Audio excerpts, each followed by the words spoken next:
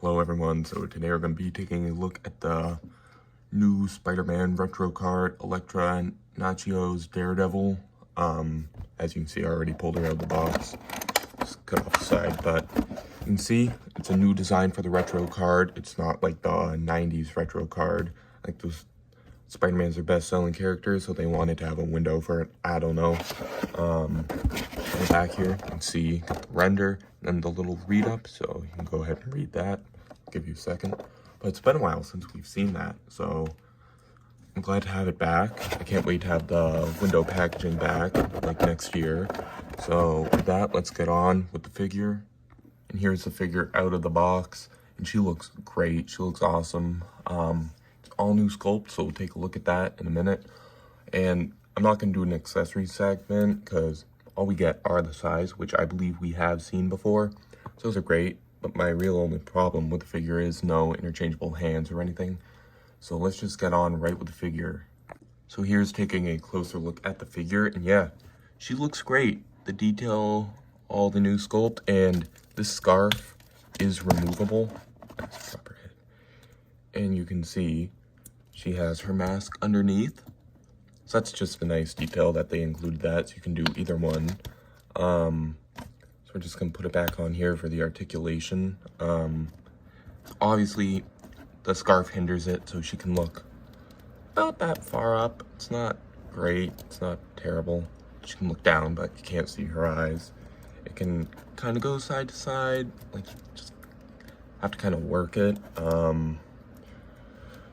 Arms go up that high, they're double jointed, pinless, so that's all nice.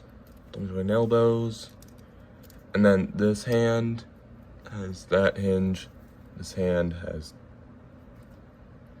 that hinge. So they're different, but I don't mind. Standard female torso articulation. That's my other kind of problem with this. They just put out that amazing Black Widow, which I feel like she could have used this articulation too. Like, at least just the ab crunch. That would have been nice. The legs, you got the thigh cut. They go... The legs don't have the best movement, but I don't really mind that much because the pants are kind of baggy. And then double jointed knees. You get a boot cut, which is nice. And then feet move like all feet do. And then for size comparisons, here we have the last retro carded Daredevil. So there you go. This is the only Daredevil I have in my collection, so this is the only one I can compare her with. So there he is. They're not matching, so I guess the size is accurate. She's about 6.5 inches tall, I'd say, up to her hair. And then here I'll put her with Moon Knight, just because why not? Street level character. There you go. And then finally, here she is next to the Amazing Fantasy Spider-Man. I like how they both had the red and black. Actually, it's more of a grayish, but they match. So yeah, there she is next to all those guys. And now her size. The only way she can hold this one is like between her fingers. Which sometimes can be a little tricky to get in, like right now. Oh, I'm struggling to do this. But yeah, there you go. She holds this one like that, so that's the only way you can have her holding that one. And this one, you just slide in, and boom, there you go. Like, I kind of wish she had hands, 2 of these on each side, then one's for each side, but I don't mind. And then,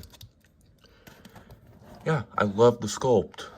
Like, all the detail, and then I think these in the comic run are supposed to be brown, I believe. Then I kind of wish that they had the little holders to hold them there, like she does in said comic run. And then we have the Daredevil coming out this fall, which I can't wait to put these two together. So I can't do a comparison with him because he's not out yet.